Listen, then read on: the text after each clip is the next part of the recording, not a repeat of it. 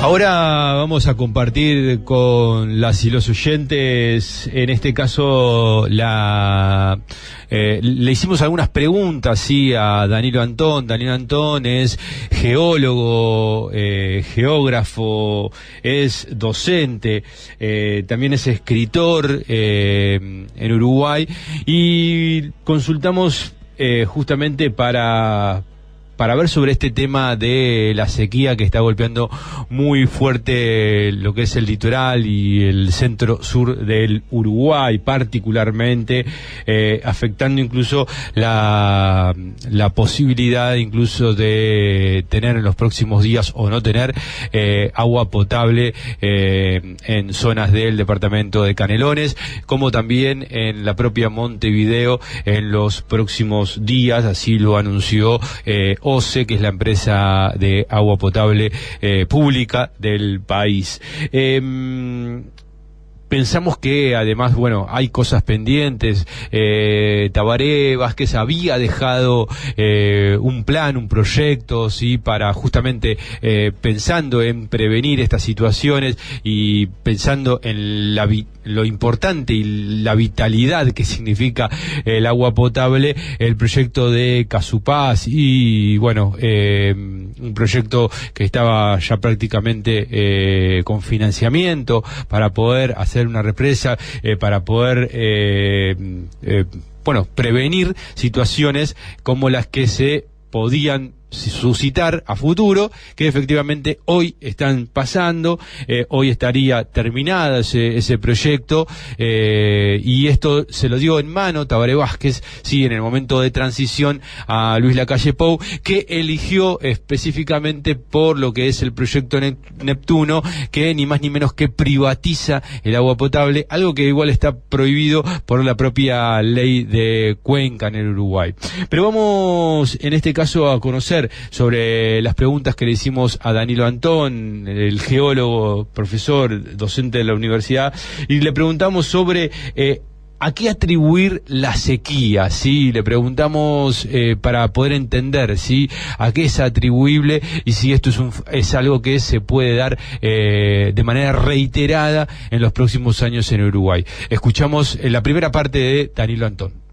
Las sequías en Uruguay han sido frecuentes desde que prácticamente hay registros. En realidad los registros se dan sobre todo en Buenos Aires, porque fue la primera ciudad fundada, pero desde que hay registros existen un cierto número de sequías por siglo, que puede ser 8 o 10, hubo en Buenos Aires.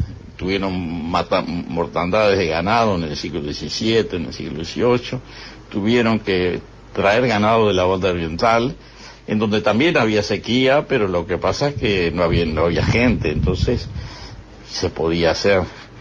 Pero digamos, eso forma parte de una característica del clima, de una irregularidad desde el punto de vista de las precipitaciones. Hay sequía y cada tantos años en el Río de la Plata, digamos, de ambos lados del Río de la Plata, en particular en Uruguay, y eso se ha podido apreciar en las últimas décadas. Y las inundaciones pasan algo parecido.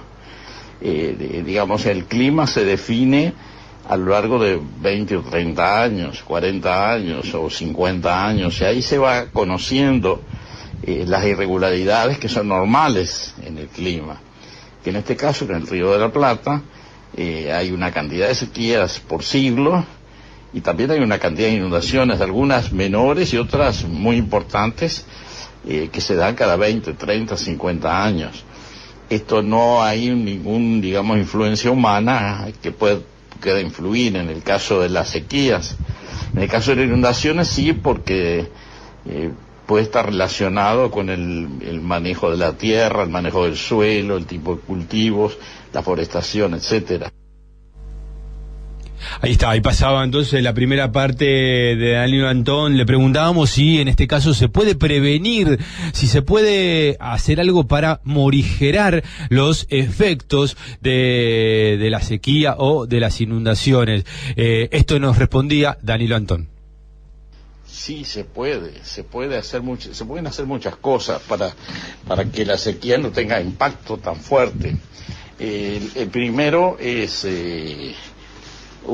construyendo pequeños embalses, azudes, tajamares también se les dice, que esos en las sequías menores no permiten a que sean aguadas para el ganado, tal vez para irrigación, pero para eso hay que tener obras que se necesitan si uno quiere irrigar los cultivos.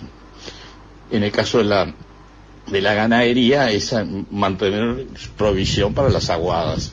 En el caso de la agricultura, el problema se puede dar sobre todo en los cultivos de verano, porque en los cultivos de invierno no hay problema de sequía.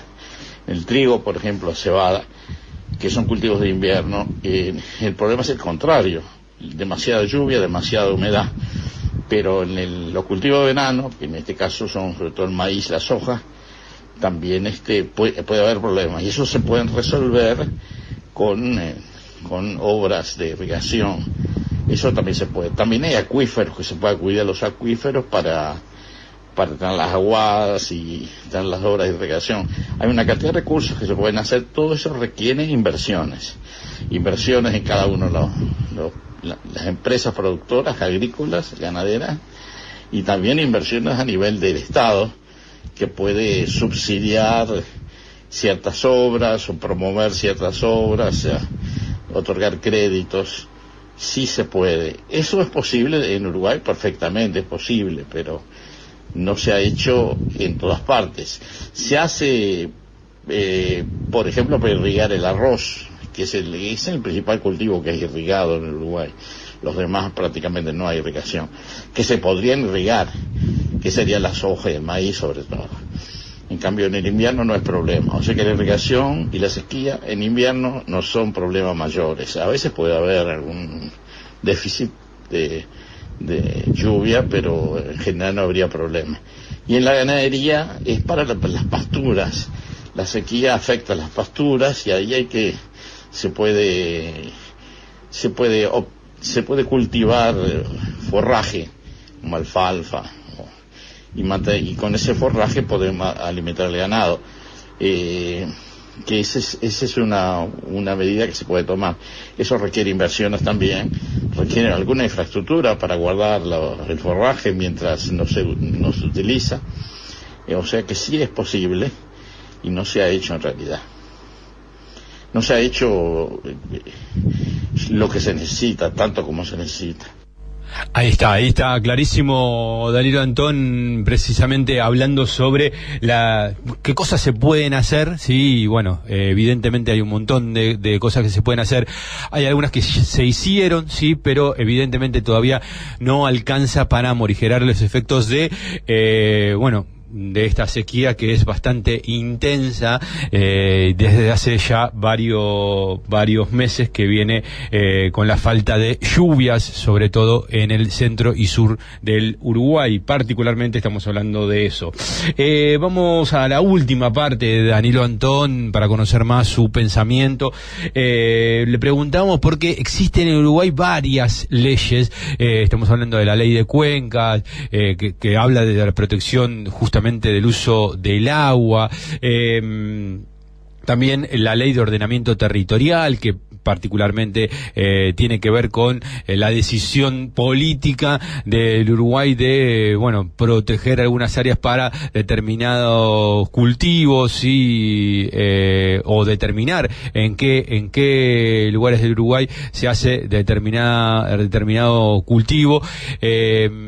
Por lo tanto, le preguntamos si faltan más leyes o normas que efectivamente logren acompañar, digamos, de mejor manera situaciones críticas de sequías o inundaciones. Esto nos respondía Danilo Antón. Sí, efectivamente, hay un conjunto de leyes que toman en cuenta los riesgos, las irregularidades desde el punto de vista de las precipitaciones.